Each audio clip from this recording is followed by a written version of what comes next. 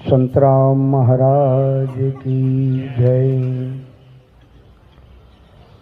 સરસ એવી પાવન જગ્યા પર આપણે સૌ ઉપસ્થિત છીએ।